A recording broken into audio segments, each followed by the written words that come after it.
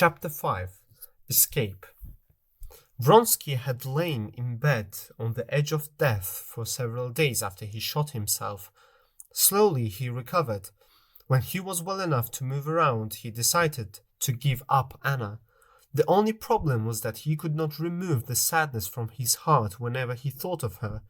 So when Vronsky heard from Anna's best friend, Betsy, that Karenin had agreed to a divorce, he went straight over to Anna's house. Without caring if he ran into Karenin, he went to Anna's room, opened the door, and took her into his arms. He showered her face, neck, and shoulders with kisses. "We will go to Europe and leave all this behind us," he told Anna.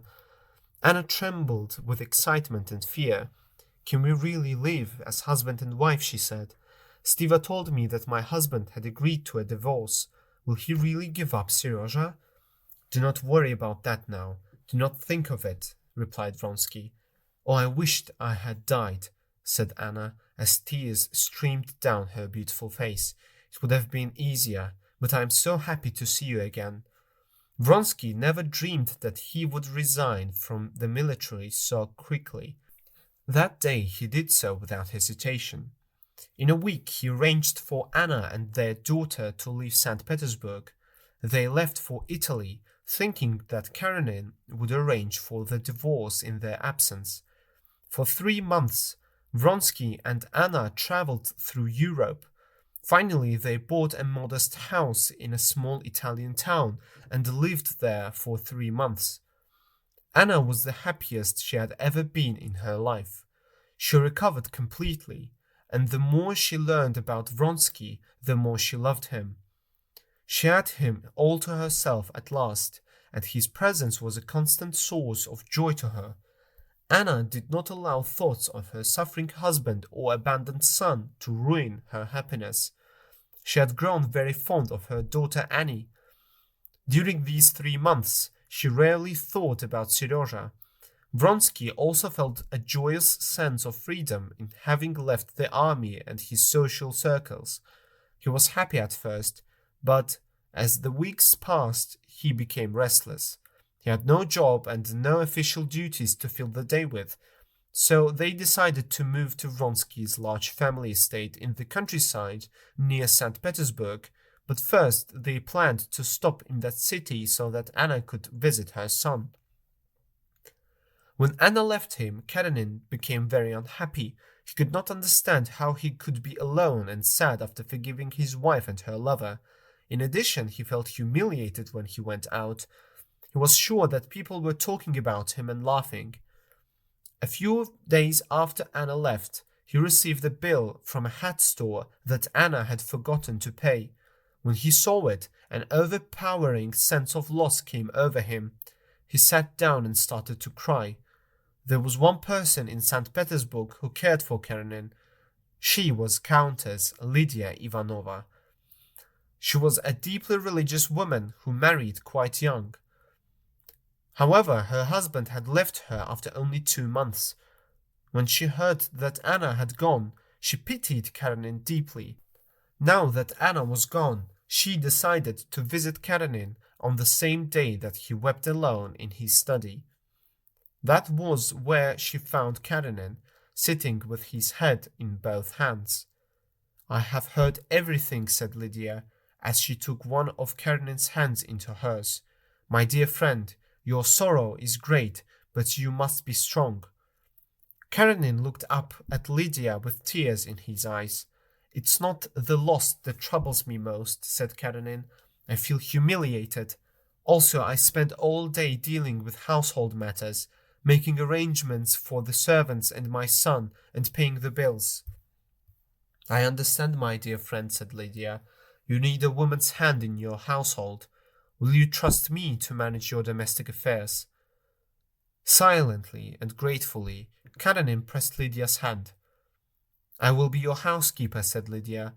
"We will take off Serozha together. Don't thank me, but thank him. Only in him can we find peace, comfort, and love." "I am very grateful to you," Karenin said. Lydia smiled and patted his hands. Then she went to Serozha and took him in her arms. She told him that his father was a saint and that his mother was dead. When Lydia heard that Anna and Vronsky had returned to St. Petersburg, she was horrified. She felt that Karenin must be protected from that awful woman. He must not even know that she had come back. The next day, Lydia received a note from Anna. It read, "My dear Countess, I am very unhappy at being apart from my son, and would very much like to see him before I leave St. Petersburg. I am writing to you instead of my husband, because I do not wish to make him suffer by seeing me. Knowing your friendship with him, I am sure you will understand. Will you send Serozha to me, or should I come to the house at a time when Karenin will be away? I am very grateful for your help. Anna." Lydia was very annoyed by Anna's note. She decided to ignore Anna's desire not to involve Karenin. When Karenin arrived, Lydia showed him Anna's note. He read it carefully and then said, "I do not think I have the right to refuse her." "My dear friend, you do not see the evil in anyone," exclaimed Lydia. "I have forgiven her," replied Karenin. "I cannot refuse her love for her son." "But is it really love?" asked Lydia.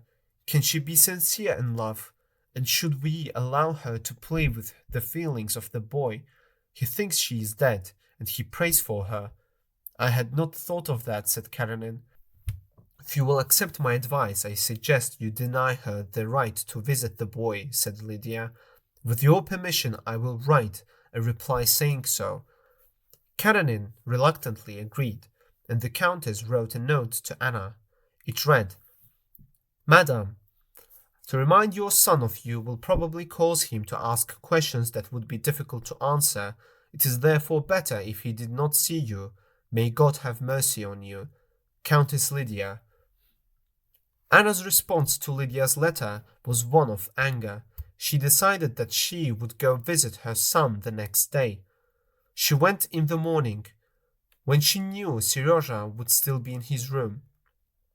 The servant who answered the door was surprised but said nothing. Anna went straight to her son's room. She found him sleeping. "Serozha," she whispered, "how much he has changed. He's much taller and thinner now." But he was the same Serozha, her dear son. He raised himself and shook his head as if he were dreaming. He looked at his mother with confusion for a few seconds. Then his mouth split into a huge smile that flashed his white teeth. He fell forward into his mother's arms. "Serozha, my darling boy," said Anna. "Mama," he said, "I knew you would come on my birthday. I just knew it. I'm going to get up now." Anna was watching him with tears flowing from her eyes. "You didn't think I was dead, did you?" asked Anna. "I never believed it. I knew you would come," said Serozha. Then he laughed. "Mama, you are sitting on my clothes." "Serozha," said Anna, "you must love your father. He is kinder and better than I am. I have been wicked to him. When you are older, you will understand." "No one is better than you," cried Serozha. Suddenly the door opened, and Karenin came in. He stopped at the sight of Anna, but he showed no emotion. Serozha sat back on the bed and began to cry. Anna kissed his wet face and turned to go. Karenin moved back and bowed his head as she passed.